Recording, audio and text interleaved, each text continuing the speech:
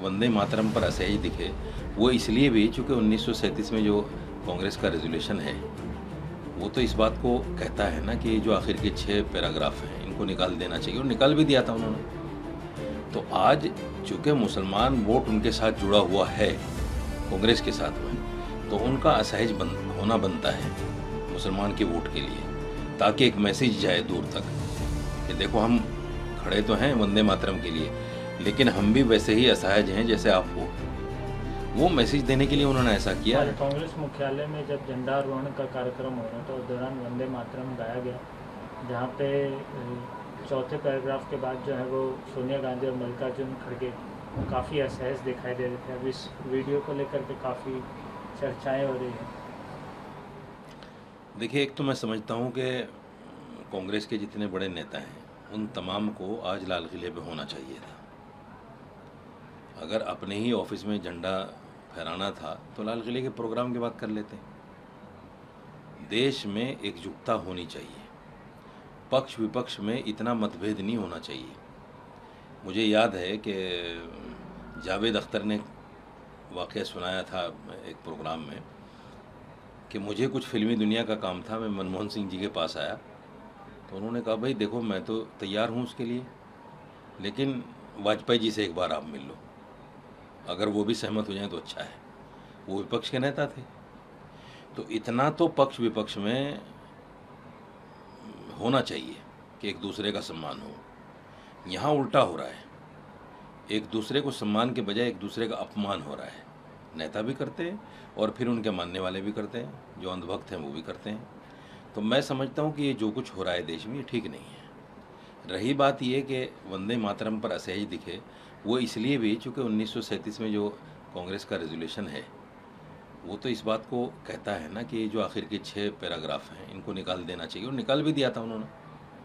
तो आज चूँकि मुसलमान वोट उनके साथ जुड़ा हुआ है कांग्रेस के साथ में, तो उनका असहज होना बनता है मुसलमान के वोट के लिए, ताकि एक मैसेज जाए दूर तक कि देखो हम खड़े तो हैं वंदे मातरम के लिए, लेकिन हम भी वैसे ही असहज हैं जैसे आप हो। वो मैसेज देने के लिए उन्होंने ऐसा किया है। पॉलिटिकल स्टंट बिल्कुल यकीनी तौर पर, इसके अलावा कुछ भी नहीं है। जो वंदे मातरम को लेकर के जो देश भर में चल रहा है उसको लेकर के आपकी खास करके क्या कहना है? नहीं देखिए, वंदे मातरम पर जो अभी लोकसभा में पारित हुआ है उसमें भी गाने के नाम पर तो कुछ भी नहीं है कि भाई गाना पड़ेगा, और संविधान में भी नहीं है कि भाई इसको थोपा जाए, उससे कहा जाए, किसी से भी कहा जाए। जैसे कुछ अंधभक्त और नफरती चिंटू किसी भी मुसलमान को देखकर कहते हैं वंदे मातरम गाओ, भारत माता की जय बोलो, जय श्री राम के नारे लगाओ। ये जो सब चीज़ें हैं ये संविधान में तो है नहीं, और ये जो बिल आया इसमें भी नहीं है। तो मेरा मानना ये है कि अपमान तो कोई भी नहीं करता, न राष्ट्रगान का करता है न राष्ट्रगीत का करता है, और करना भी नहीं चाहिए। रही बात जो चीज़ उसमें है हमारी जो आस्था के खिलाफ है, देखिए राष्ट्रगान में भी एक लफ्ज़ आता है भारत भाग्य विधाता, ये भी हमारी आस्था के खिलाफ है। भारत देश का भाग्य बनाता है, भाग्य विधाता का मतलब यही हुआ ना कि ये देश लोगों का भविष्य बनाता है, भाग्य बनाता है। इस्लाम में तो ये चीज़ है ही नहीं।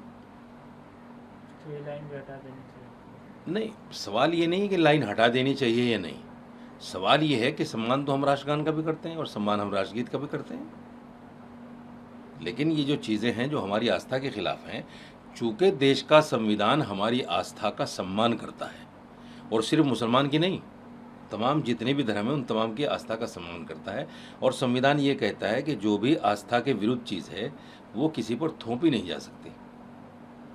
तो हम इस बात से खुश हैं और अपने आप को क्या कहते हैं फ़ख्र महसूस करते हैं कि हमारे देश का संविधान इतना खूबसूरत है कि अगर कुछ लोग हमारे ऊपर वंदे मातरम को थोपना भी चाहें तो संविधान इस बात की इजाज़त नहीं देता। इसलिए हम सम्मान तो करते हैं, गाते नहीं हैं। आरएसएस चीफ मोहन भागवत ने कहा है कि कई ताकतें भारत को वैश्विक नेता बनाने से रोकना चाहती हैं, उन्होंने देश को मजबूत बनाने की अपील की। आप तो जेन जी के साथ खड़े हो और भारत को विश्वगुरु बनाना चाहते हो।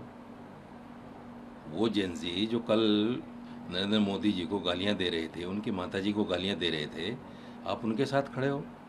तो भारत विश्व गुरु कैसे बन जाएगा? ये बड़ी अजीब विडंबना है इस देश की कि हर आदमी जो भी अपने आप को कुछ भी समझता है थोड़ा बहुत, वो इस तरह के बेहुदा तर्क देता है। ये देश विश्व गुरु उस वक्त बन सकता है जब ये जो देश में आपसी नफरत है ये ख़त्म हो जाए। हालात ऐसे हैं देश के, अभी अगर देश के ऊपर जंग थुप जाए तो मैं समझता हूँ कि जितने नफरती चिंटू हैं, ये जितने राष्ट्रवाद का ज्ञान पढ़ने वाले लोग हैं ना, ये तो या तो नेपाल भागेंगे या श्रीलंका भागेंगे। देश में नहीं टिकेगा कोई भी। राष्ट्र प्रेम का ज्ञान ज़रूर देते हैं, राष्ट्रवादी होने के लिए ज़रूर बताते हैं, और वो सिर्फ मुसलमानों के लिए है। मुसलमान राष्ट्र प्रेम करे और मुसलमान ही राष्ट्रवादी हो, इनको नहीं होना। 52 साल तक झंडा नहीं फहराया। आज भी कई सारी वीडियो भारतीय जनता पार्टी के नेता विधायक भारतीय जनता पार्टी का झंडा फहरा रहे हैं। डूब मरने की ज़िंदगी ऐसे बेशर्मों की जो 15 अगस्त के दिन भी अपनी पार्टी का झंडा फहराएं और राष्ट्रवाद की बात करें। मैं तो कहता हूँ ऐसे लोगों की सदस्यता ख़त्म हो जानी चाहिए। तो ये जो मोहन भागवत जी का बयान है, इनको सोचना चाहिए कि आप जिस तरह से या आपके चाहने वाले जिस तरह से मुसलमानों को प्रताड़ित कर रहे हैं, ईसाइयों को प्रताड़ित कर रहे हैं, आदिवासियों को, दलितों को प्रताड़ित कर रहे हैं, पहले ये तो बंद कर लो। विश्वगुरु कैसे बन जाएंगे आप? पाकिस्तान ने फिर से कश्मीर का राग जो है वो निकाला है। नई दिल्ली में पाकिस्तान के स्वतंत्रता दिवस कार्यक्रम में पाकिस्तानी दूत साद अहमद बचेड़ ने कश्मीर मुद्दा उठाया और संयुक्त राष्ट्र के प्रस्तावों के तहत इसे सुलझाने की बात कही है। वो कहते हैं ना, जेब में नहीं है दाने, अम्मा चली भुनाने। इनको खुद पाकिस्तान से उनसे संभल नहीं रहा है। बलूचिस्तान में क्या हो रहा है सारी दुनिया देख रही है। हमने इनको ऑपरेशन सिंदूर में घर में घुसकर मारा, अभी तक वो पैड़ हमारी मैली नहीं हुई और अभी तक वो टीस उनकी गई नहीं है। खिसियानी बिल्ली खम्मा नोचे बिला वजह की बातें कर रहे हैं। सवाल ये है कि जो कश्मीर है हमारा, आज उसकी बिल्कुल हालत ही बदली हुई है। आपने कश्मीर में जिस तरह से अब हो रहा है पहले कभी नहीं देखा होगा।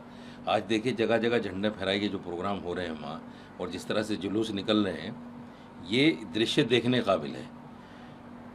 जिन कश्मीरों में कहीं ना कहीं कुछ पाकिस्तान के लिए छुपा हुआ था, वो सब निकल गया। अब बिल्कुल ऐसा है ही नहीं कि पाकिस्तान अगर कुछ करे तो कश्मीरी उसका साथ देंगे। तो ऐसे में तो पाकिस्तान के लिए कुछ भी नहीं बचा है हिंदुस्तान में या कश्मीर में कि वो कुछ कर सके। ये बिला वजह की बातें हैं, इससे कुछ होने वाला नहीं है।